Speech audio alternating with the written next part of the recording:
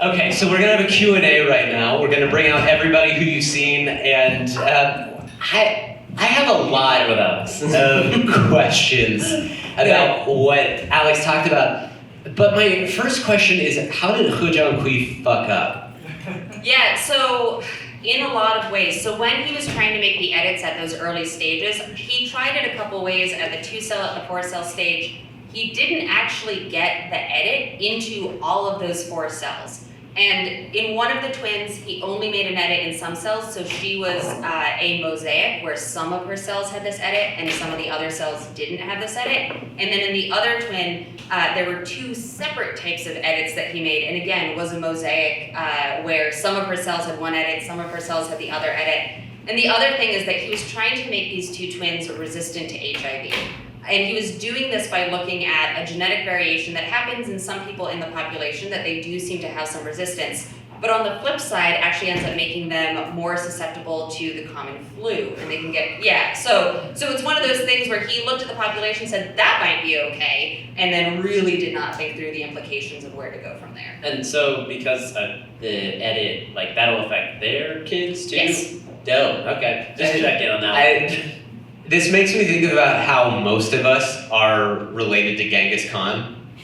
Isn't that just like no, that's not real fact. Like, no, a lot of us are related to Genghis Khan because he just like had a... He's my uncle, actually. Oh, yeah. Mason talking shit about Mr. Khan. Yeah. It's actually Genghis Khan.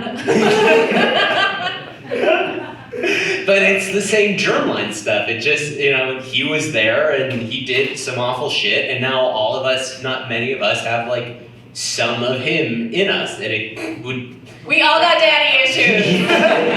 Genetically. But yeah, that's the thing, is that once it is there in this population, I mean, there are a lot of ethical questions too about what happens when these, they're currently children and their privacy is being hid, so we don't know, honestly, we don't know their real names, we don't know where they are, but what happens when they grow up?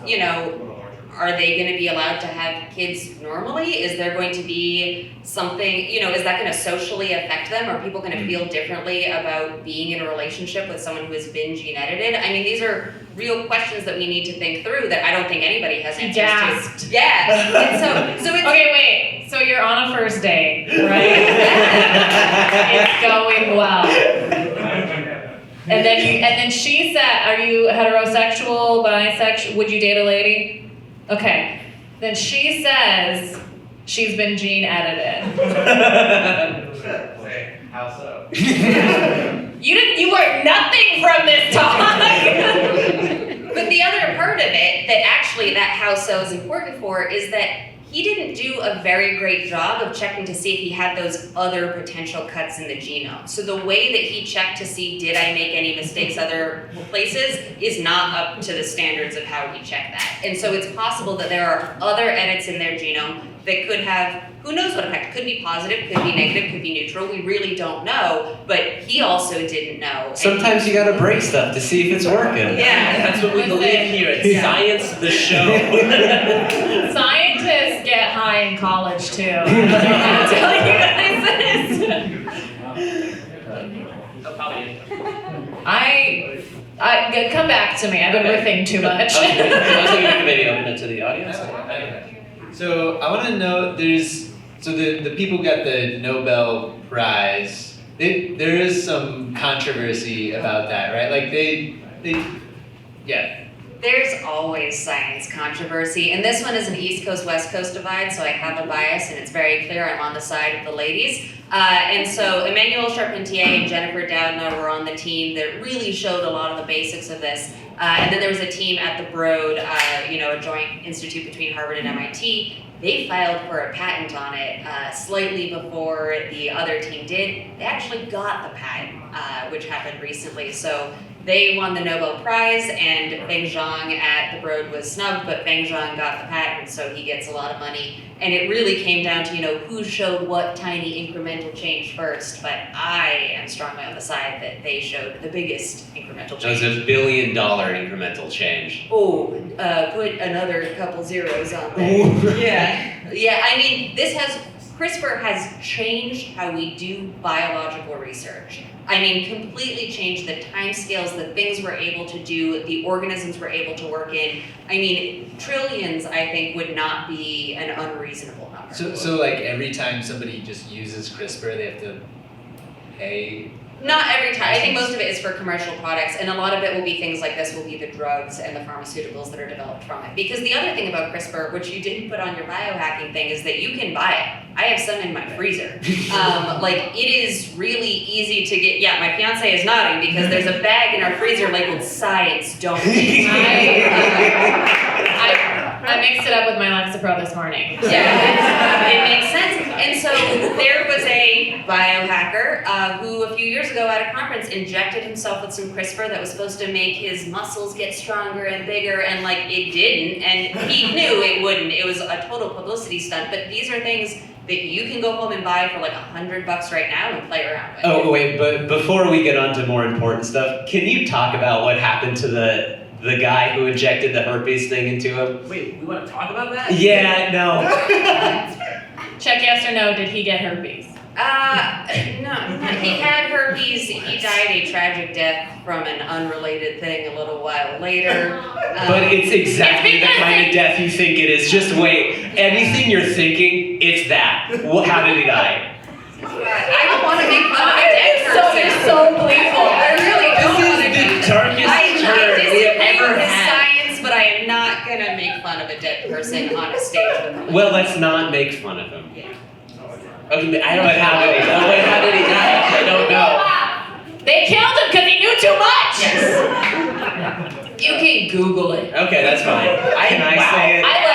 He got high and he drowned in a sensory deprivation tank. That is sad. Why do you have a question about it? You have something to add? No, I was gonna say, don't make fun of herpes because like 60% of the population has herpes. Yeah. Oh yeah, no, Yeah. it wasn't Oh, about yeah. we were not making I fun think of it's herpes. herpes. I think it's higher than Yeah. that.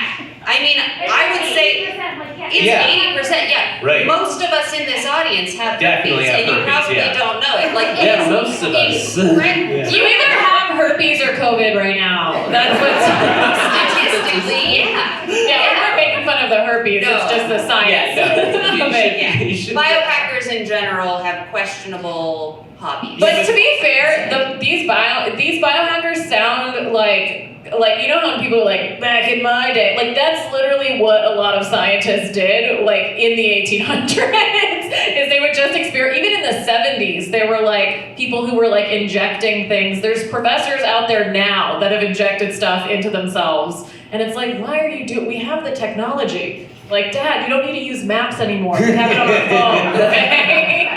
Yeah, I'm incredibly glad that I was a scientist now Yeah. and not in the time where it was like, I don't know, I'll just drink a bunch of cholera and see what happens. Like, yeah, that's a true thing. I don't think we would have been allowed to be scientists at that time. Wait, you would have been allowed to drink. There's a dark reality about whether or not Yeah. your science expertise. Do we want to open the audience, for yeah. audience questions? Yeah, does anyone in the audience have a question? Henry. Yeah, I'm gonna go with Henry first. Wow, okay. This is for Alex.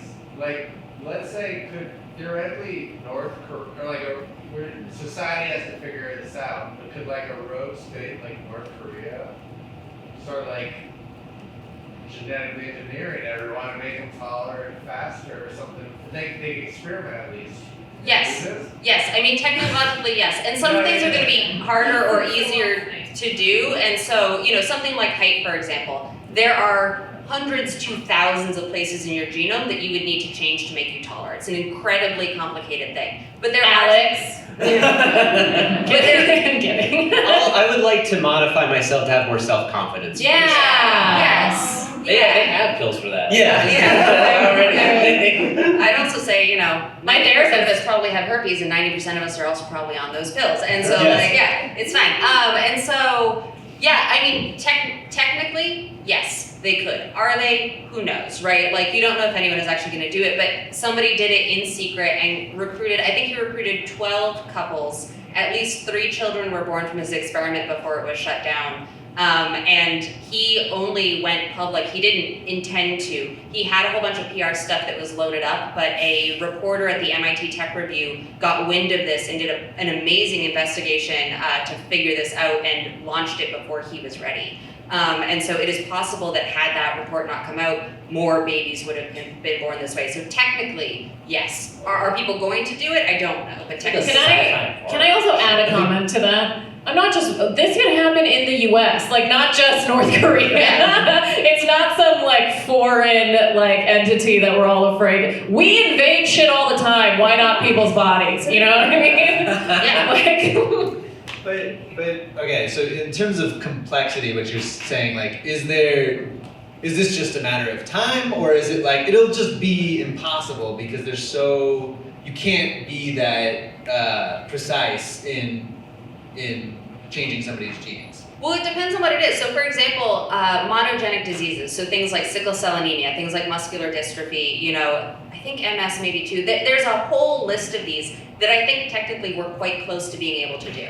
There are, however, a bunch of other, because those are sort of on or off traits, right? Like either you have this disease or you don't have this disease. You can also think about genes that make you more susceptible to a disease. So something like the BRCA gene for breast cancer, we know a lot of big mutations in there that make you more susceptible. We could potentially go in there and turn those off. But things that are more of a continuous trait, right? Like eye color, hair color, height, those kinds of things are often not one thing you'd have to change, but many things you'd have to change. So it depends on what your target is, but I think that we are technically quite close, if not there, and just not doing it yet to those on-off things. What would be like the most complicated?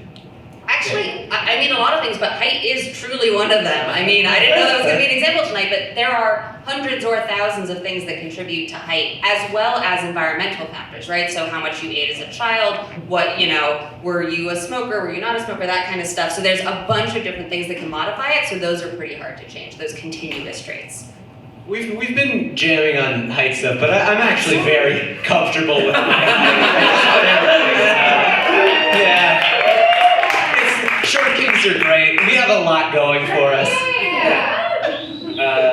Black. Yeah. North face. So as far as the changes that can be made, are there physical but also like brain implication changes that can be made? So my thought was, I love sports. How does this impact professional sports, for example? Like when you have people who are genetically modified or people who are super smart, and how does that... We already have those people. We already have super smart, super fast people, and they're just the apex of those But things. naturally, right? That's the point, right? I would argue. So what I will tell you, and I'll try to do this without showing my bias too much, is that there are some companies out there right now that if you are trying to conceive, will say, we'll take your embryo through IVF and we will look at all those embryos and we will score them on a bunch of things and tell you which one might be most resistant to diabetes, most resistant to XYZ. And some of the things that a couple of those companies are advertising are things like schizophrenia, are things like intelligence. And so there is definitely a group of people out there who thinks that if we can look for these things, we could potentially either look at the natural variations and choose an embryo based on that, or we could change them.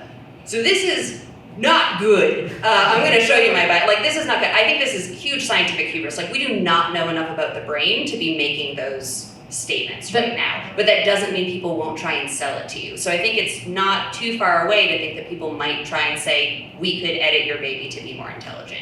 Do I think they could? No. Wait, But the number one- Can I make him dumber? Can I do that? Can I make just the world's dumbest fucking baby? The number one thing that affects I don't think you need gene editing to do it. I'm kidding! I love Dylan. I didn't need to have any child. The number one thing that actually contributes to intelligence is in any across communities is malnutrition. So they're the factors that are affecting, especially with the brain. We don't know. I'm also not saying this just as a comedian. I quit my PhD for stand-up comedy, and I was working on neural probes in my master's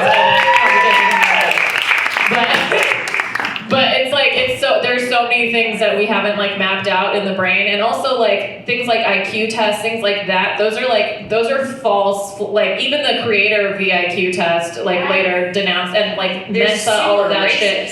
so right wing, Super so racist. right. Okay, awful. But and so all of that, like, Bullshit. huh? Mensa is bullshit. Oh, 100%. And there's like all these alt-right people. My friend Jamie Loftus has a really great podcast about her year in Mensa because she like accidentally got in and it's fucking hilarious.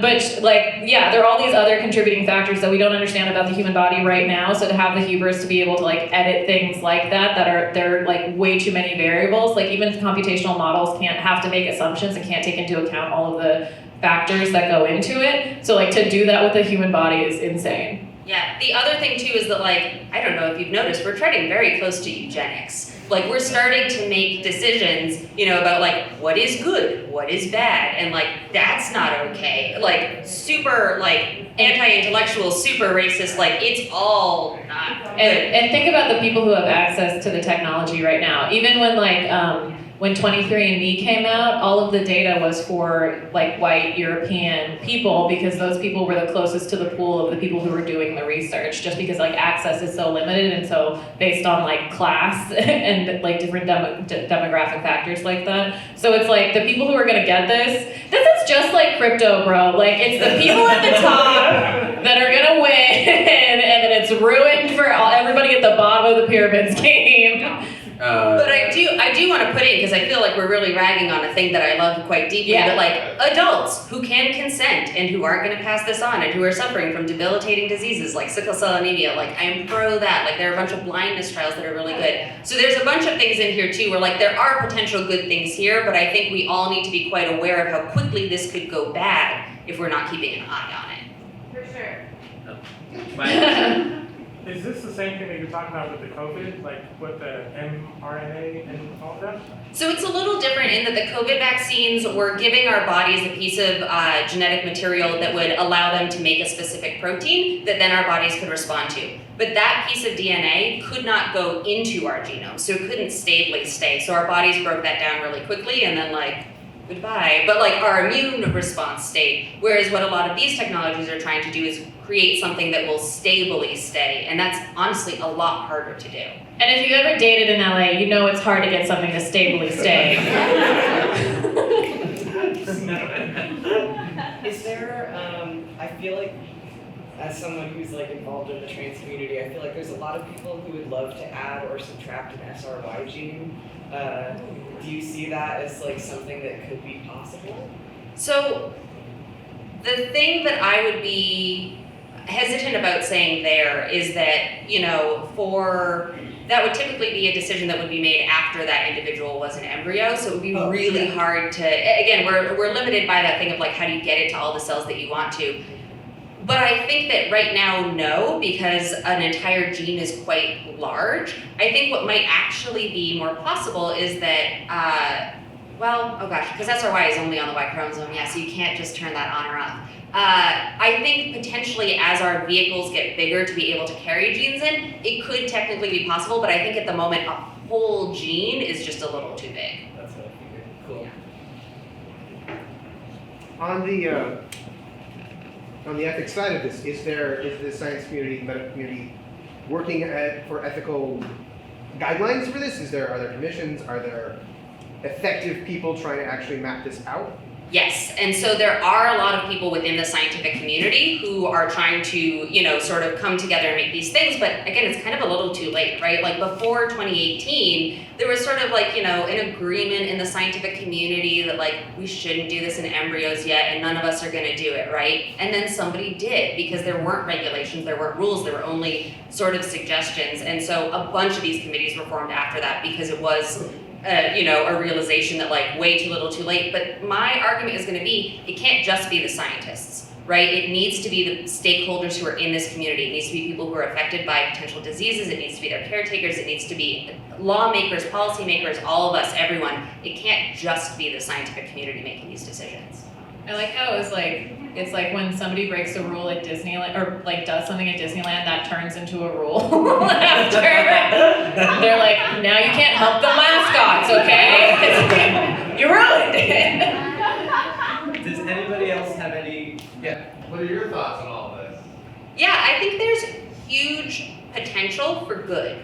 I think there's really a lot of potential that there are a bunch of horrible diseases out there that we could try and solve using, at the moment, the technology is only useful for adults, right? Like, I think we still do not know enough about what's happening developmental biologically. Like, there was a bunch of stuff that went wrong that we didn't anticipate would go wrong. Like, I do not think scientifically we should be doing this in embryos yet. I don't know that that won't change in the future. But the other thing that I really think is that this is all going to be a case-by-case basis. And the example that I like to use sometimes is the deaf community, where, you know, families who are deaf have the option of, you know, or families who have a deaf child have the option of giving them a cochlear implant. And there's a lot of discussion within the deaf community of what does that mean socially for that child? Is that going to take them out of this larger deaf community? Whereas, you know, someone hearing might say, well, of course, give them the ability to hear, but the deaf community is like, no, this is part of our community. You know, sign language is a part of this, and the entire, you know, family unit is a part of this. And so I think that there are a lot of diseases like that where if you could do gene editing to cure deafness, should we? Would we? You know, who gets to make the decision about that? Because the child is going to be probably too young at that stage. You know, we're already having this discussion in other ways around that community. Whereas I think on the flip side, and maybe someone will argue with me about this, I think people who have diabetes probably don't feel, and I don't know that this is true, but probably feel less close to diabetes as a community and probably are more likely to want to have to stop doing finger pricks and sort of constant insulin injections. But again, I don't have diabetes and I'm not deaf, so I shouldn't be making either of those decisions. So I think it really is that community. Yeah, no, legit. Yeah, I got a legit crap. I think you should talk to the comedian community about the mental health issues. We have time for one more question, if there's one more question. Just a little, I'm curious specifically about twins, the mosaic of cells. Have we seen instances of like malformations or like actual physical or internal problems from gene editing? So, no, but also our N is 2 or 3, and also we have no data on them. Because again, they're children and their privacy is being protected as it should be, and I hope that they're being followed by a physician. I also don't think that we would get some sort of large, you know, malformation, but we don't know. Now, when we do a lot of gene editing in mice right now. We do a bunch of it in model organisms, and so we're getting pretty good at being able to detect what that is, and we don't see, you know, massive mutation, like physical malformations, unless we specifically cut a gene that would cause that kind of thing. So we know a lot from mice, but truly, you know, we don't know in human embryos what this is doing yet, because we have an N of 2 or 3, and there's no data. Okay, well, we actually have to wrap up. I'm so sorry. But I did want to say quickly a thank you to both of our guests on our panel. You have done our show several times, both of you, and it's always great when you're here. So I'm really grateful. And I want to say thank you to all of you, because this is not the easiest show to market. What is a science and comedy show? That's so fun. It's so, I agree. I love doing it. I love having you here, but it's a strange show. And so I want to say thank you for giving us the chance to come out and show you something cool. And I hope we did a good job with it. And we've got another show the 18th of next month. It's going to be with a wonderful science communicator, Liz Landau, who is one of NASA's own like specific science communicators. She's going to be coming in from Washington, D.C., and we've got her for some cool stuff about exoplanets. So we hope to see you guys then. Have a great night.